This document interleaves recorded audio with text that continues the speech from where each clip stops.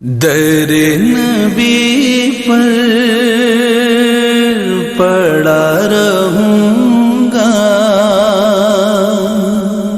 پڑے ہی رہنے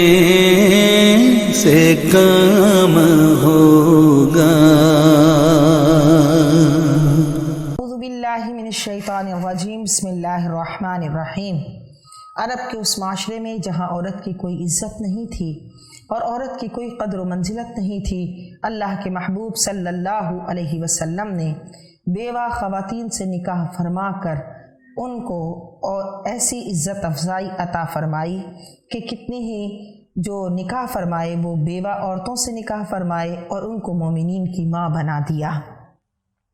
اور اس کے ساتھ ساتھ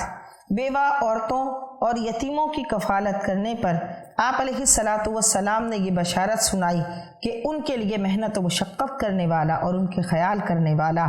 جہاد و حج میں خرچ کرنے والے کی مانند ہے۔ آپ علیہ الصلاۃ والسلام نے اس گروہ پر بڑی شفقت فرمائی اور فرمایا کہ جس بیوہ عورت نے اپنے بچوں کی وجہ سے،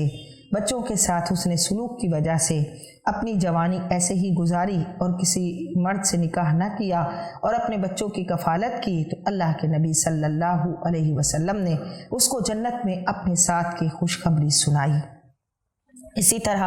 آپ علیہ الصلاۃ والسلام نے بیوہ عورتوں کے نکاح کی بھی ترغیب دلائی کہ آپ نے فرمایا بیوہ عورتوں کے نکاح میں جلدی کرو۔ کیوں؟ اس لیے کہ جب کوئی کسی عورت کے شوہر کا انتقال ہو جاتا ہے تو وہ معاشی، معاشرتی اور ہر لحاظ سے کمزور ہو جاتی ہے، تو جب کوئی مرد اس سے نکاح کرے گا تو کتنے ہی معاملات میں اس کو سپورٹ حاصل ہو جائے گی اور وہ معاشرے میں عزت و احترام سے جی سکے گی۔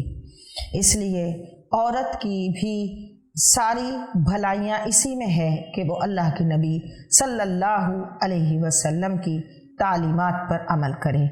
آج عورت خود مظلوم بنتی ہے تو اس کو مظلوم بنایا جاتا ہے، اور یہ مظلوم کیوں بنی کہ جب اس نے اپنے حقوق کو نہ سمجھا اور اپنے محبوب صلی اللہ علیہ وسلم کی تعلیمات پر عمل نہ کیا تو یہ خود پھر مظلوم بنی۔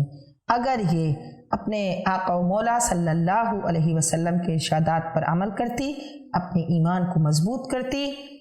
اور اسلام کی تعلیمات پر بھرپور عمل کرتی تو یہ بھی معاشرے میں عزت کا مقام پاتی۔ در نبی پر